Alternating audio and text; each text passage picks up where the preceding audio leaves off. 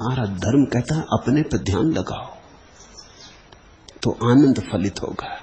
तुम अपने पर से ध्यान हटा रहे हो, और जब तुम्हारा ध्यान थोड़ी देर को हट जाता है, तुम सफल हो जाते, तुम कहते हो जरा सुख मिला, जरा सा सुख मिला। संगीत में डूब गए कि संभोग में डूब गए कि शराब में डूब गए, जरा सा सुख मिला, क्षण भर को अपने को भूल गए, किया विस्मरण, सुखी थे। विस्मरण सुख है तो फिर सब बुद्ध ना समझ, क्योंकि वे कहते हैं आत्म स्मरण आनंद है। तो आनंद और सुख की परिभाषा समझ लो। आत्म स्मरण आनंद है। स्वेच्छा से आत्म स्मरण की तरफ जाना साधना है। आत्म विस्मरण सुख है। जबरदस्ती स्वयं की याद दिला दे कोई चीज तो दुख है। तुम जिसे दुख कहते हो उससे आनंद करीब है बजाय तुम्हारे सुख के। फिर से मैं समझा दूं, आत्म स्मरण आनंद है, आत्म विस्मरण सुख है, और दुख है दोनों के बीच में। दुख में मजबूरी से आदमी को स्वयं का थोड़ा बहुत स्मरण करना पड़ता है, मजबूरी से, जबरदस्ती करना नहीं चाहता। सिर में दर्द है और अपनी याद आती, हृदय में एक कांटा चुभा है और पीड़ा के कारण याद आती, करना पड़ता है। भागता है कि कोई उपाय खोज ले, कहीं शराब की बोतल खोल ले और अपने को भूल जाए। जहां भी तुम अपने को भुलाने जाते हो, भला वो मंदिर हो या मस्जिद, प्रार्थना हो या नमाज, वो सब शराब है। जहां भूलने का तुम उपाय खोजते हो वो सब शराब है। भूलना मात्र आदमी को अपने से दूर ले जाता है। अगर तुम्हें मेरी ये बात समझ में आई हो तो तुम तपश्चर्या का अर्थ भी समझ लोगे।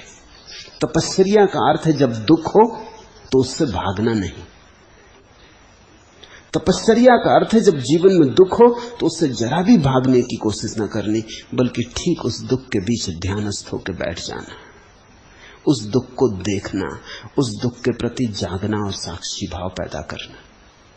इसलिए मैंने कहा कि दुख से आनंद करीब है बजाय सुख के।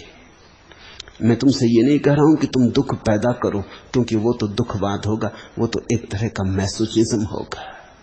मैं तुमको ये नहीं कह रहा कि तुम अपने को सताओ, जैसा कई मूढ़ सता रहे हैं। जिंदगी में दुख अपने आप काफी है, अब तुम्हें कुछ और करने की जरूरत नहीं है। जीवन काफी दुखदाई है, दुख ही दुख से भरा है। जन्म दुख है, जरा दुख है, मृत्यु दुख है, यहां दुख ही दुख है। बुद्ध ने कहा यहां दुखों की कोई कमी है, सब तरफ दुख ही दुख है। तुम्हें दुख बनाने की जरूरत नहीं, दुख तो है, तुम सिर्फ दुखों से भागो मत, दुखों के प्रति जागो।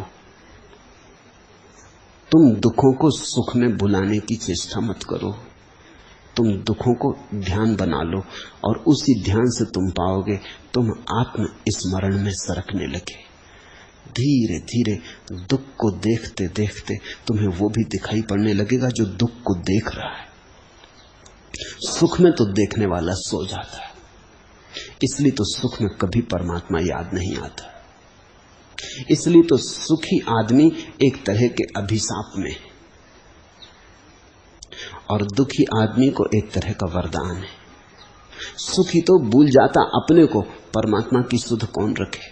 परमात्मा तो हमारा आत्यंतिक केंद्र है, हम अपने को ही भूल गए तो अपने केंद्र की कहां सुध रही। परमात्मा तो हमारे भीतर छिपा है, हम अपने को ही भूल गए तो परमात्मा को भी भूल गए। इसलिए कभी कभी दुख में परमात्मा की भला याद आए, सुख में जरा भी याद नहीं आती। सुख में तो आदमी बिल्कुल भूल जाता है। सुख आए तो सौभाग्य मत समझना, सुख आए तो उनके भी साक्षी बनना, और दुख आए तो दुर्भाग्य मत समझना, दुख आए तो उनके भी साक्षी बनना, और दोनों के साक्षी बन के तुम पाओगे कि दोनों के पार हो गए हो। हरि ओम तत्सत। आज इतना।